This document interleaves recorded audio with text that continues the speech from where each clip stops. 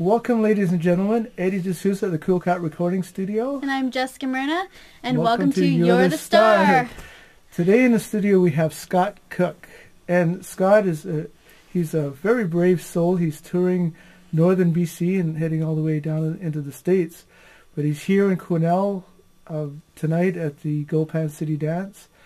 And Scott, it is a real honor to have you here. Thank you so much for coming in. Thanks for having me, Eddie. Yeah. My pleasure. Thank you. Thanks. I love your songs. I mean, they're written right from the heart. I can feel what you're saying, and some of the lyrics that's so true for a traveling musician. So thank you. Thank you so much for coming in. And how is your tour going? Just getting started. This is the third show, I guess, on this leg. Third show, okay. I played the church in Valemount for 11 wonderful people. And then last night I was in Prince George at Nancio's, and they had a really nice turnout there. So yeah, I'm just getting started. Hopefully the weather will start to warm up as I get further south. And hopefully. Yeah, that's the plan anyway. Well, this is winter time in the frozen north. Yeah. Were you out in that snow that happened? Driving? Yeah. Actually, it was kind of a wet blizzard on the way into Prince George there. I had a 7:30 a.m. Radio interview, so. Yeah, see, that's the reason I don't tour in the winter anymore. Yeah. So can you tell us a bit about your last two albums, and are you doing anything special to promote them? Okay. Sure. My first one was made in 2007. I recorded it over in Taiwan when I was living over there. And came back to Canada and released that, and I've just been pretty well on the road most of the year, since then. So I guess that's mostly what I've been doing to promote them. Is just going everywhere I can and playing, and trying to get the album into people's hands. The first one did all right on college radio. And then the second album is called This One's on the House, and I released it in September of 2009, and that one was a bit of a bigger undertaking. There was more musicians on it, and had a bunch of Edmonton musicians playing on it, and then I've just been touring that one for the last 2 years, so I'm due for another now. It's been 2 years, so. Right on. And so you're right in the middle of another project then? Yeah, right in the middle of it, actually. I'm going to Wells for the next few days, and my friends Jesse D and Jackie B have a place out there, and with Ori No Man. Excellent. And I'm going to park there at their place and work on recording some vocals and all that kind of thing. So. Sounds really good. And just where people can buy your CDs and everything, we'll put a link right here to your website. Eh? Sure. Right there, right scottcook.net. There okay. It is. Yeah. And they can they just order them right from me. I can take care of it when I'm on the road. There's a PayPal button on there, and I'll sign them for you and mail them out wherever. So fantastic. Okay. Do you trade? Do I trade? Yeah, I'll trade you. Okay, well, gonna lift that up. Yeah. All right. This isn't going to be edited out. Here's a little plug for a DVD. Scott, thank you so much for coming on. Right on. Thank you. All right. I'll have to grab you one from my car. Okay. Yeah. Not right now. we got a few more questions. So please tell us a bit about your experience with the independent music business today. It's changing all the time. I would say that there's more and more people out there on the road. There's more and more people making their CDs. There's more and more people touring. It seems. I think the old model of record labels, A&R scouts, signing artists and trying to make hits out of that and pouring a lot of money into it and all that kind of thing. That kind of thing is going the way of the dodo bird, but the independent artists are definitely a lot more empowered to create their own albums and book their own tours and get out there. One thing that's really changed the game for me in the last few years has been house concerts. There's been more and more of those happening, and I'm getting booked for more and more of those, which is really good for me because I've been doing my best to get out of the bar and play anywhere but bars. It's Sure, definitely. just gets annoying not performing, and I guess not annoying, but it starts to feel soul sucking after a while. When you feel like you're not making a connection with the audience. Half the audience isn't really there, though. Yeah. And they don't, often people, it's nothing against them either. I mean, they come out to the bar to hang out with their friends and drink, right? Maybe they're not there to see a show.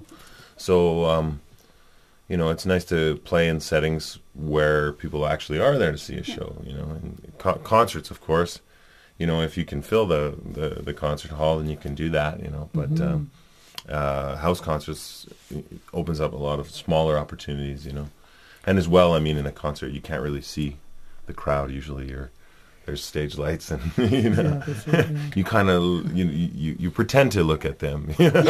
But in a house concert, it's really close and intimate, and people make a connection. You get to talk to them after the show, and that's really changed the game for me in the last couple of years. Right on. Now, I guess some of that is where you get your inspiration for your songs, and the stories that I hear from people, and most definitely. Traveling around is also a big source of inspiration. I mean, I find a lot of stuff comes to me when I'm driving, so and I do a lot of that. So. And listening to old Hank, I hear. Yeah. Most definitely got Hank in the van. He's one of my total heroes. For being on the road. Yeah. Great songwriter. So, do you do all your own bookings? Yes, I have up till this year. I've started to get a little help from some other people. A great songwriter out of Ontario, Brock Zeman, has helped me out a bit with some shows, which is nice actually. And he booked me a couple of house concerts in Texas and one in Oklahoma, and I certainly wouldn't have known who to contact or how to get a hold of those people or anything, So, I sometimes swap contacts with other artists or swap booking with them. But for the most part, I do it all myself. I reckon that's what you get paid for, actually, is the secretarial side of it. That's right. Yeah, the uncreative part. Yeah. Playing music's just fun, right? Yeah. I mean. So one last question, Scott, before we listen to some of your songs, is like for the up and coming artists that want to get on the road, how would you go about getting a booking at a place? Okay. Well, I guess the first thing I'd say for anybody who's starting out, if you're just starting out, make sure you're ready. For me, I don't even know if I was ready when I started, and I think maybe nowadays a lot of people feel like they need to tour, when you don't necessarily need to tour. It's just because you have an album doesn't mean you need to tour it, or you know what I mean. So definitely, decide. Get to the point where you're ready, put in the practice till you're ready, and then see what's feasible. I mean, these are both bits of advice that I didn't take myself, so I don't know if anyone would, probably everyone will do whatever what it is they won't really want to do, but it is important, I think, even though I didn't do it, to start out and just see what's feasible and see how far you can go. And, you don't necessarily need to go across Canada. So say start out small. If you're in Cornell, like try and find someplace in Prince George. Sure, yeah, exactly. Instead of going all the way to... Instead of driving, all the way across Canada. I mean, that's what I did on my first tour. I went to Halifax, but, my first solo, that was my first solo tour. And I lost a load of money. I mean, I lost an arm and a leg.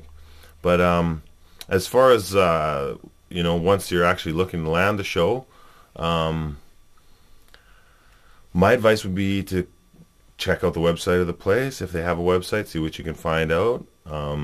Quite often you can find out even more on the phone. You know, if there's information on the website and they say contact this guy for booking and here's his email and all that, then that probably means that's the way they'd prefer to be contacted. But if there's not, and in most cases there isn't, you know, you call the bar, the first person you get on the phone, ask, you know, do you have shows there? What nights of the week? You know, how many seats are in the place? See what you can find out. You know, if they're not busy, you know, of course, you always want to ask if it's a good time to call, and who's in charge of the booking, and you know, could I get their email or phone number or whatever? Just get all the information, as much information you can out of that first person that you speak to on the phone, and then you know the booker will usually. You can usually contact the booker, ask them if you can send a CD, or they might just prefer to check out your web links and then go from there. You know, it usually requires a follow-up call. That's the biggest piece of advice I would say, and I didn't know this when I started out trying to book my own tours. If I send someone an email and they don't respond, I would take that as a no. Or if I called and they would say, oh, can we take your number, he'll call you back, and I would give them my number and a web link and ask them to call me back, right? And they wouldn't call me back, and I would think, oh, okay, that means no, you know, they don't want me to play, right? Yeah. When actually, I mean, generally people who are involved in booking venues are very busy people, and they're running a bar, and the bar business is a very hectic business, and you know, for any number of reasons, they might not get back to you, you know. So that would, I guess, be my biggest piece of advice for anybody who's starting out trying to book. Just make sure to follow up. You know, if you send an email, then call and say, did you get my email? Okay, well, can you call me back in a week, they'll say, and then call them back in a week, right?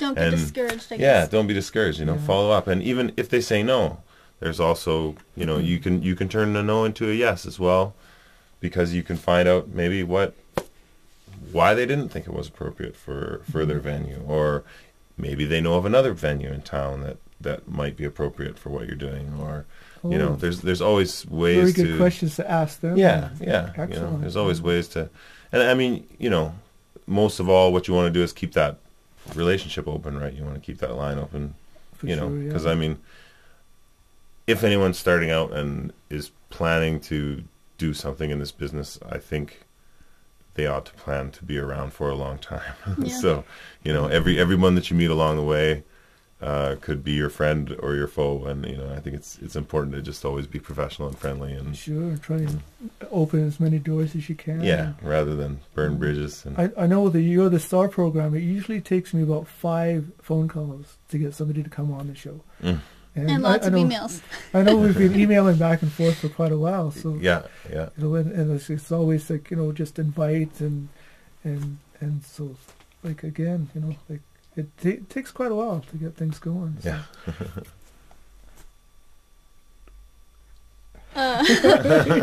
We're gonna go to some of Scott's videos now.